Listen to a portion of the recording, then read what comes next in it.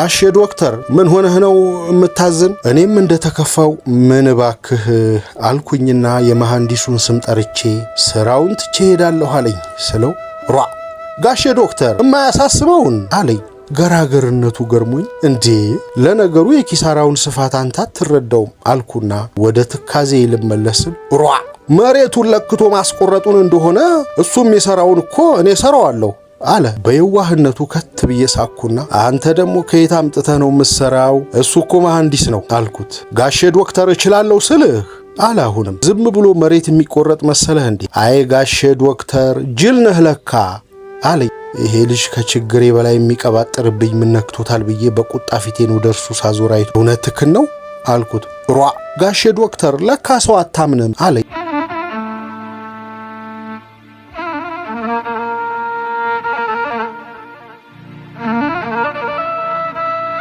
ጤና ይስጥልን ሀብል ተረክ ቤት ከዶክተር አለማየሁ ዋሴ ሰበዝ ከተሰኘው መጽሐፍ ባለቁምጣው መሐንዲስ እና ሙሉ ዶሮ የተሰኙትን ጽሑፎች እንዲህ አቅርበንላችኋል። ይህንን ቪዲዮ እየተከታተላችሁ ያላችሁ ቤተሰቦች ቻናሉን ሰብስክራይብ በማድረግ እንድታበረቱን በአክብሮት እንጠይቃለን።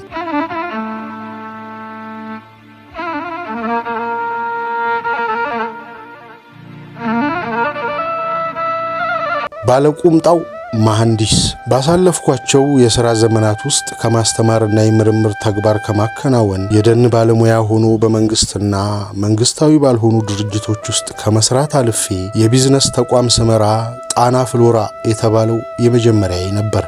ጣና ፍሎራ ንብረትነቱ ጋፋት ኢንዶመንት የሚባለው ድርጅት ሲሆን ከባህር ዳር ከተማ አቅራቢያ ወንጀጣ በሚባል ቀበሌ 100 ሄክታር ላይ አትክልት፣ ፍራፍሬና አበባ በማልማት ለዓለም አቀፍ ገበያ ኤክስፖርት ለማድረግ የተቋቋመ ኩባንያ ነበረ።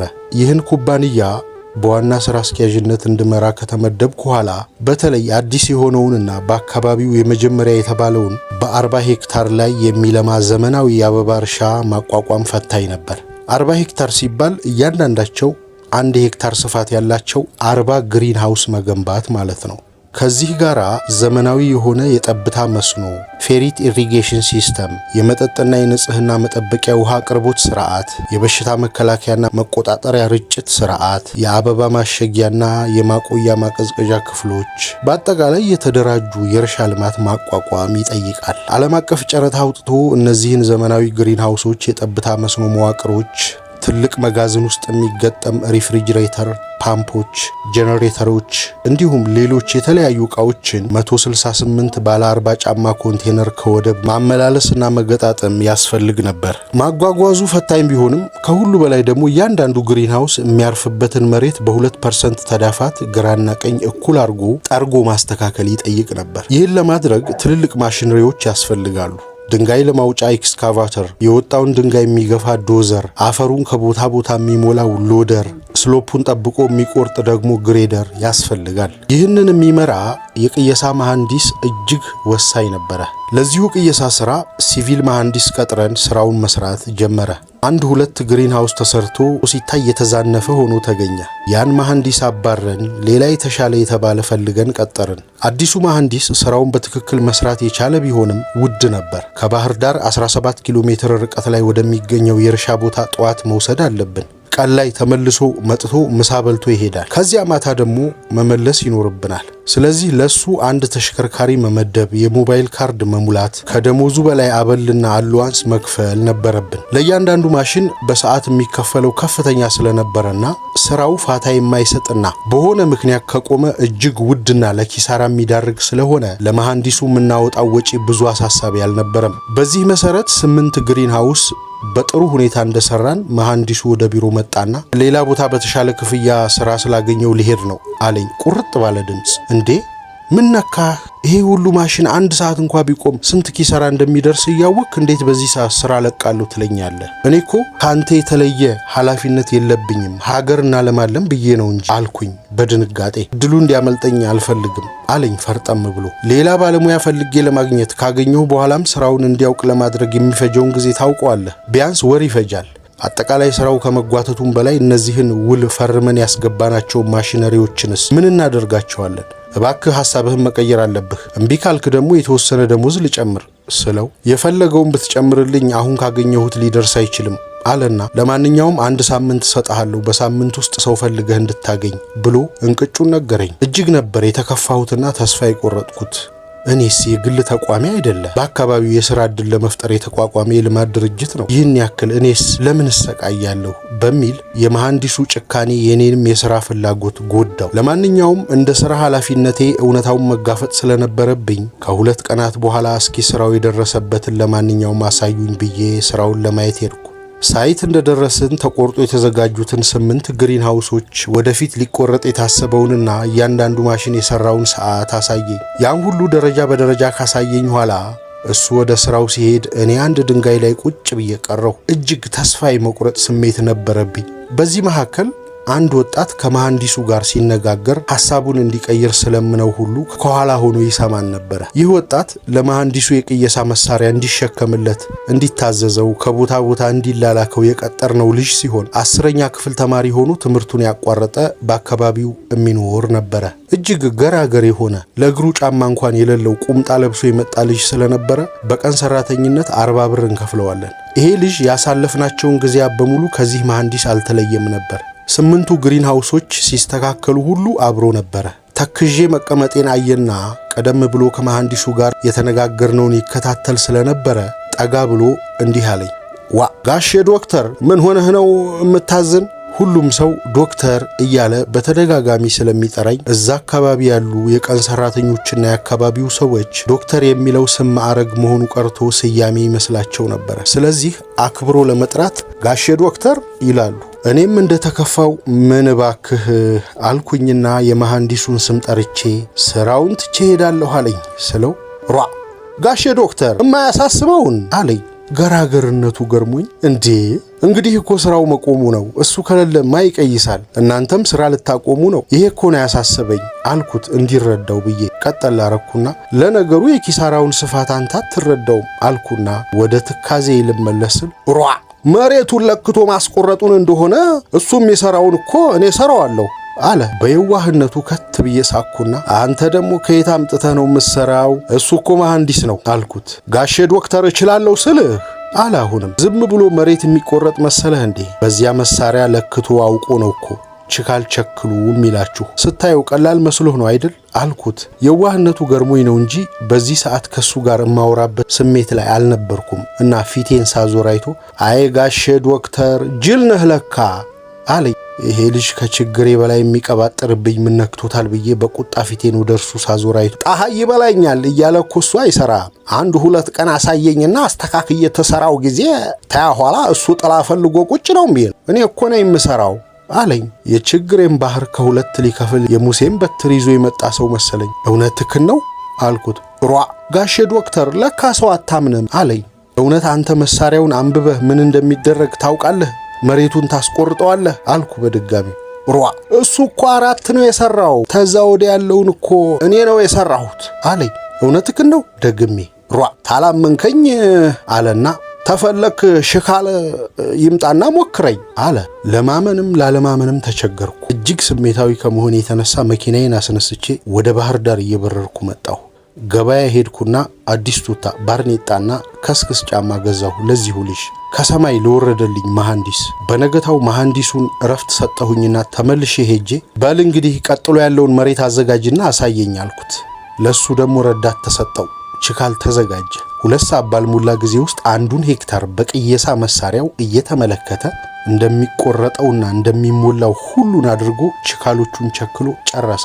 ቀጠልኩና እዚያ ያሉትን ማሽነሪ ኦፕሬተሮችን ጠራሁና አሁን እሱ በሚላችሁና በሚያሳየው መሰረት ያለምንም አንገራገር የሚቆረጠውን ቁረጡ፣ ሙሉ የሚላችሁን ሙሉ፣ አንድም አንገራገር የለም ብዬ ትእዛዝ ሰጠው። ከስፔናዊው ግሪን ሃውስ አቅራቢ ድርጅት ጋር ኮንትራታችን ግሪን ሃውሱን ተክሎ ማስረከብ ጭምር ስለነበረ መሬቱ ከተስተካከለ ኋላ ግሪን ሃውሱ የሚያቆሙት 2 ኬንያውያን ቴክኒሻኖች ናቸው።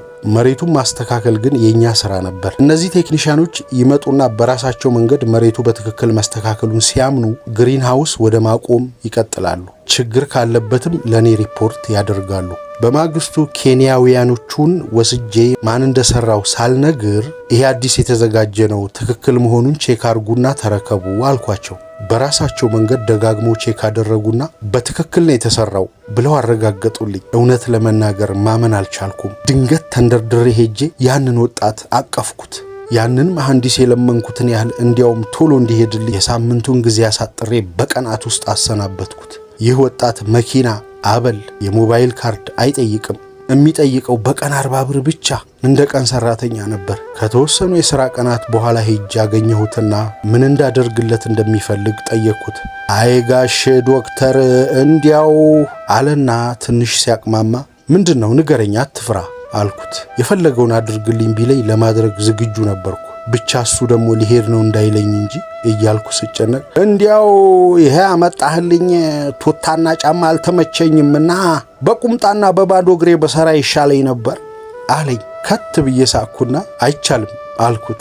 የማን መሐንዲስ በባዶ እግሩ ይሄዳል? ለማንኛውም እሱ ባይጠይቀኝም የቀን አበሉን ወደ 100 ብር ማሳደጌን ስነግረው ትልቅ ደስታ ሆነለት። የሚገርመው 40ውን ሄክታር ግሪን ሃውስ፣ ፓክ ሃውስና ሌሎች ግንባታዎችን በሚያስደንቅ ችሎታ ሰርቶ አጠናቀቀ። እጅግ ውጤታማ ነበር። ኩባንያው የግንባታ ስራውን አጠናቆ አበባ ተክሎ ወደ ውጭ ኤክስፖርት ማድረግ ሲጀምር ይሄን የክፉ ቀን ጉብል መሐንዲስ ስራው ስለተጠናቀቀ ተራ የቀን ሰራተኛ ሆኖ እንዲቀመጥ ወይም እንዲሰናበት አልፈለኩም። ለመሐንዲሱ ከፍሎ የነበረውን ገንዘብ አስልቼ ያ ገንዘብ መሐንዲሱ ቢኖር ኖሮ ልናወጣው የሚገባው ነገር ግን በዚህ ወጣት ምክንያት ያዳነው ስለሆነ የኩባንያው ቦርድ በፈቀደልኝ መሰረት ያን ወጣት ሙሉ ወጪውን ችለን መደበኛ የቅየሳ ወይም ሰርቬይንግ ትምህርት እንዲማር ኮሌጅ አስገባሁት። ከ2 ዓመት በኋላ ተመርቆ ዲፕሎማ ይዞ ከቢሮዬ መጥቶ ተገናኘ። ይህን ወጣት ባሰብኩ ቁጥር በሀገራችን የስንቱን ብሩህ አእምሮ፣ የስንቱን ውበት፣ የስንቱን መልካም አስተሳሰብ ድህነት ጨፍልቆት እንደቀረ እያስታወስኩ ልቤ በሐዘን ይኮማተራል። ይሄ ወጣት ምንም አይነት ስልጠና ሳይሰጠው ከመሐንዲስ ጋር ስለዋለ ብቻ በልበ ብርሃንነት መሐንዲሱን አክሎ መሐንዲሱን መስሎ ውስብስብ የተባለውን ስራ ማጠናቀቁ ምን ያህል የአእምሮ ብርሃን የተሰጠው እንደሆነ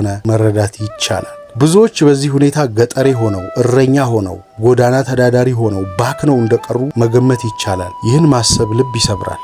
ለማንኛውም ልበ ብርሃኑ የወንጀጣው መሐንዲስ አሁን ማረጋገጫ ያለው ባለ ዲፕሎማ መሐንዲስ ሆኗል።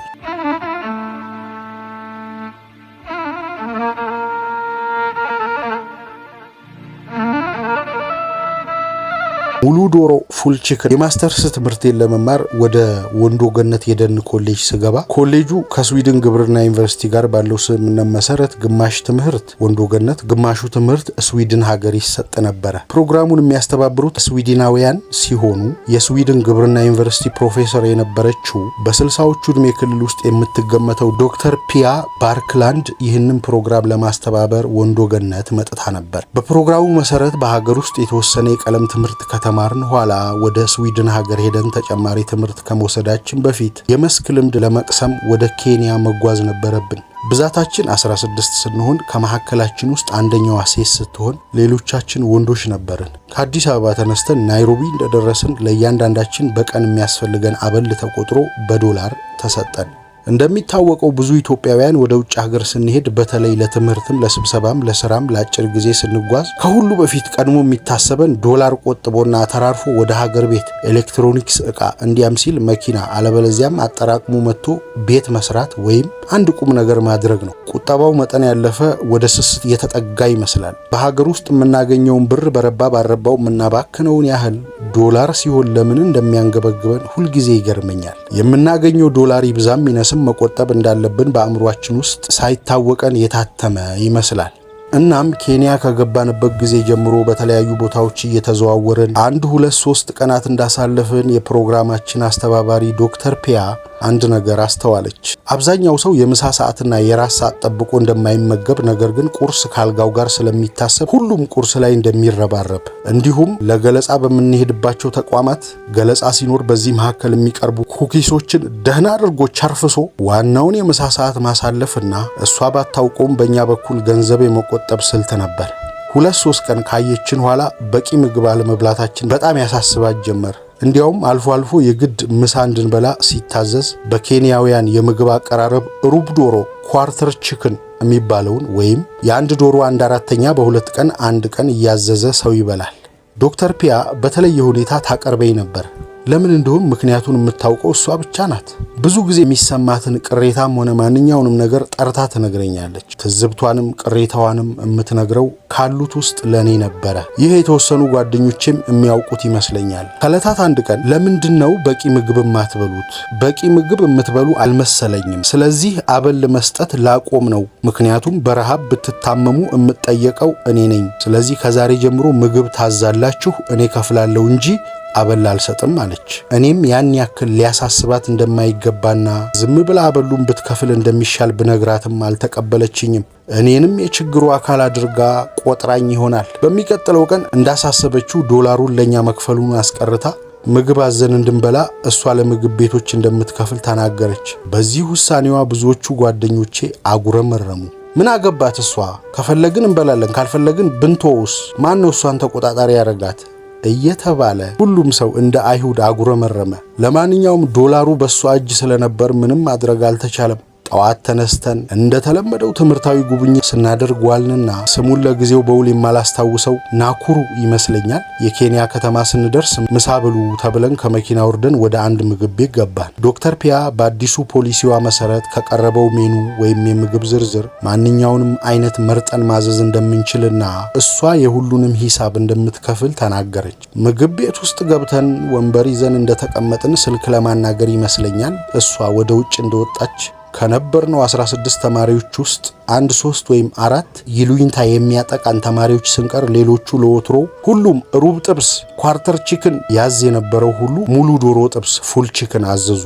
ነገሩ ለማብሸቅ ይመስላል። የኬንያ ዶሮ ደግሞ እጅግ ግዙፍ በመሆኑ እንኳን ሙሉ ዶሮ ይቅርና ግማሹ ራሱ በእኛ አቅም የሚጋመስ አይደለም። አንድ ረጅም ጠረጴዛ ላይ ዙሪያውን ተደርድረን ተቀምጠን የተወሰነው እንደተለመደው ሩብ ኳርተር 12ቱ ተማሪዎች ግን ሙሉ ዶሮ ፉል ቺክን ቀርቦላቸው ጠረጴዛው በሙሉ ሞልቶ የሆነ ተአምራዊ ትዕይንት የሚመስል ታየ። በዚህ መሃል ዶክተር ፒያ ረጅም የስልክ ንግግሯን ጨርሳ ተመልሳ ስትመጣ ጠረጴዛው በሙሉ ቋጥኝ በሚያካክሉ የተጠበሱ የዶሮ ስጋዎች ተሞልቷል። ያየችውን ለማመን አልቻለችም። ነጯ ፊቷ ድልህ መሰለ። እንደተለመደው ጠራችኝ። ሁሉም ወዳጅህ እየጠራችህ ነው ሂድ አሉኝ ዶሮአቸውን እየጋጡ። እኔም መጋጤን አቋርጬ ወደሷ ሲሄድ ወደ ውጭ አወጣችኝና አለማየሁ this is not fair when you pay quarter chicken when I pay full chicken አለማየሁ ፍትሃዊ አይደለም እናንተ ስትከፍሉ ሩብ ዶሮ እኔ ስከፍል ሙሉ ዶሮ እንደማለት ነው። ብስጭቷ እስካሁን ካይኔ ላይ አይጠፋም። ተመልሼ መበሳጨቷን ነገርኳቸው። መበሳጨቷን ሲሰሙ ሁሉም ተደሰቱ። በእድሜ ከመካከላችን በጣም ሸምገል ያለው ጓደኛችን እንግዲህ ምን ይደረጋል መቼስ ሳይመለስ ባይሆን ወደፊቱ ንገራት ዝም ብላ $1 ትስጠን አለና ስጋውን መንጨቱን ቀጠለ። ድሆች መሆናችን እውነት ቢሆንም ወደ ውጭ ሀገር ስንሄድ ግን አእምሯችን ውስጥ በፈጠርነው ስነ ልቦና ድህነታችንን በእጅጉ እናገዝፈዋለን።